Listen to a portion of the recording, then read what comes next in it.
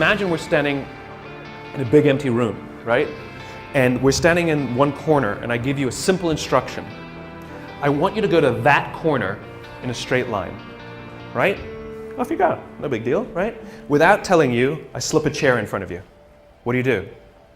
You go around the chair. Now you just disobeyed what I told you to do. I told you to go to that corner straight line. But this is the amazing things about human beings, which is when we're given a clear destination, we use our own creativity and our own sense of innovation and our own problem-solving abilities to overcome obstacles to get to the destination. In other words, the destination is more important than the route, right? We're flexible about the route. We're obsessed with the destination. Reset. We're standing in the corner together, and I give you a simple instruction. Go somewhere in this room in a straight line.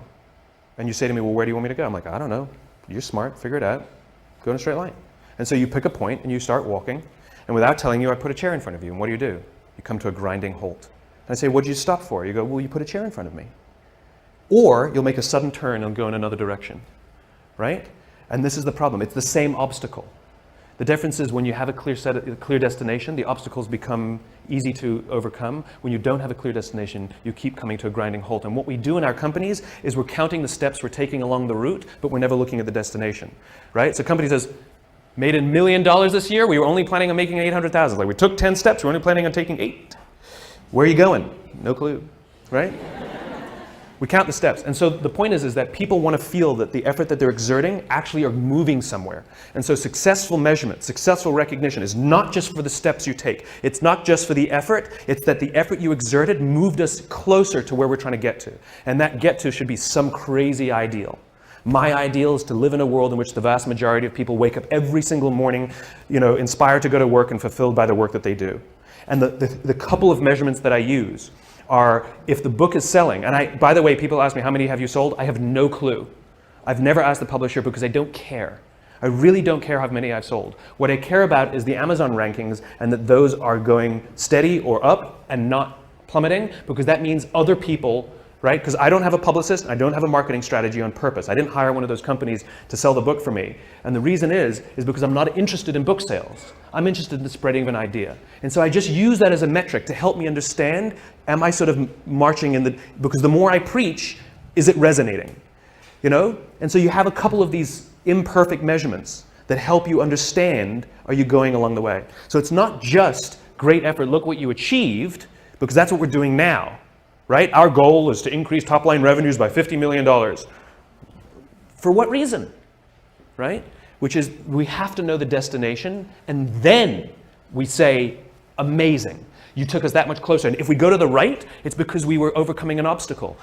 If we hadn't gone to the right, we would have been stuck forever. Thank you. It's not always straight lines. It's not always straight lines. But it's in one direction. She's pulling the cane out. Rarely are we instant experts. You may have a particular gift or affinity towards something, but you still get better. People would pay me high compliments when I started speaking, and then people who've seen me a year or two later say that I'm even better, and I feel it. Why is that? Because you learn more. I think that hubris is dangerous. I think to think that you're an expert in anything is a foolish pursuit.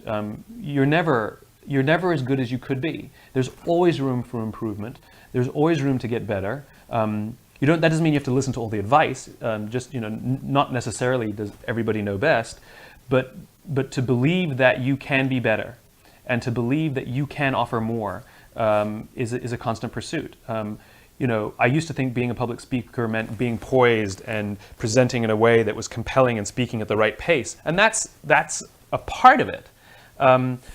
But I have been taking more risks lately, doing things that are very unstructured and very uncomfortable. And I will now do, like if I have an hour to speak, I'd rather speak for 20 minutes and do 40 minutes worth of questions. Mm-hmm. And who knows how that's going to go. And that to me is the best. And so I'm a better speaker because now I'm way more open to the unknown, where a few years ago that would have scared me. Dopamine is the feeling that you found something you're looking for, or that you accomplished something you set out to accomplish. So that feeling you get when you cross something off your to-do list? That's dopamine. Feels awesome. You know when you have a goal to hit and you achieve that goal, you're like, yes! You feel like you've won something, right? That's dopamine. The whole purpose of dopamine is to make sure that we get stuff done, right? The historical reason for dopamine, we would never eat if we only waited until we got hungry, because there's no guarantee that we would find food. So dopamine exists to help us go looking for food. We get dopamine when we eat, which is one of the reasons we like eating. And so when you see something that reminds you of something that feels good, we want to do the behavior that helps us get that feeling, right? So let's say you're out there going for a walk and you see an apple tree in the distance. You get a small hit of dopamine. And then what it does is it focuses us on our goals. And now we start walking towards the apple tree. And as the apple tree starts to get a little bigger, we feel like we're making progress. You get another little shot of dopamine and another little shot of dopamine until you get to the tree and you're like, yes! Okay? This is why we're told you must write down your goals. Your goals must be tangible. There's a biological reason for that. We're very, very visually oriented animals. You have to be able to see the goal for it to biologically stay focused, right? If you don't write down your goals, if you can't see your goals, it's very hard to get motivated, to get inspired. For example, think about corporate visions, right? A corporate vision has to be something we can see, right? That's why it's called a vision. You can see it. Right? To be the biggest, most respected, to be the fastest growing are not visions. They're nothing. Right? What does that even look like? Respected by whom? Your mother? Yourself? Your friends? Your shareholders? Who knows? What's the metric? Dunno. It's amorphous, doesn't motivate us. Just like I can't tell you, you will get a bonus if you achieve more. You're going to ask me, how much more? I'm going to say, more. Doesn't work. You need a tangible goal. You need a tangible goal, right? Here's a great vision. Martin Luther King, I have a dream that one day little black children and little white children will play on the playground together and hold hands together. We can imagine that. We can set our sights on that. And every time we achieve a goal and achieve a metric and achieve a milestone that makes us feel like we're making progress to the vision we can see, we keep going and going and going until we achieve something remarkable. You have to be able to see it. Dopamine. Like I said, dopamine is the feeling you get when you set out to find something you're looking for as well. I talked about the to-do list. I came home from a trip just a couple days ago and I had a bunch of errands to run and I wrote down a little list of things I had to do and off I went, right? And as I was walking past, I think it was the dry cleaners, I don't remember. I was walking past something, I remembered, oh, I have to do that, and I hadn't written down on my to-do list. So I went in and finished what I needed to do, and then when I came out, I then wrote it on my to-do list and then crossed it out. Because I wanted the dopamine. Feels good. Dopamine comes with a warning. Dopamine is highly, highly, highly addictive. Here are some other things that release dopamine. Alcohol, nicotine, gambling, your cell phone. Oh, you think I'm joking?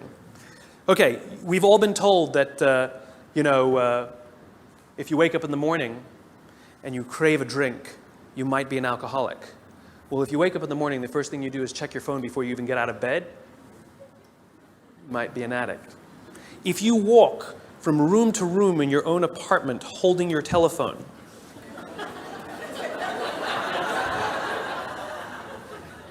you might be an addict. When you're driving in your car and you get a text and your phone goes beep. We hate email, true. We love the beep, the buzz, the ding. Oh. Right? You'll be there in 10 minutes, and yet you have to look at it right now. You might be an addict. And even if you read it and it says, are you free for dinner next Thursday? And you have to reply immediately, you can't wait the 10 minutes, you might be an addict. And for all you Gen Ys out there who like to think that you're better at multitasking because you grew up with the technology, then why do you keep crashing your cars when you're texting? You're not better at multitasking, you're better at getting distracted.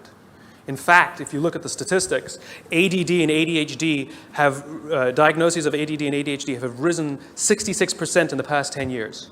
Okay, ADD and ADHD is a frontal lobe disorder, right? Are you telling me out of nowhere 66% of our youth have a frontal lobe problem? Where did that come from? No, it's a misdiagnosis, right? What are the symptoms of a dopamine addiction to technology? Distractibility, inability to get things done, easily distracted, you know? Shortness of attention. It's all the same thing, so we misdiagnose things. It's this. It's the addictive quality of dopamine. We can also get addicted to performance in our companies when all they do is give us numbers to hit, numbers to hit, numbers to hit, and a bonus you get, and a bonus you get, and a bonus you get. All they're doing is feeding us with dopamine, and we can't help ourselves. All we do is want more, more, more. It's no surprise that the banks destroyed the economy, because one of the things we know about dopamine addict is they will do anything to get another hit, sometimes at the sacrifice of their own resources and their relationships. Ask any alcoholic, gambling addict, or drug addict. Ask them how their relationships are doing and if they've squandered any of their resources. It's an addiction. Dopamine is dangerous if it is unbalanced. It is hugely helpful when in a comfortable and balanced system, but when unbalanced, it's dangerous and it's destructive.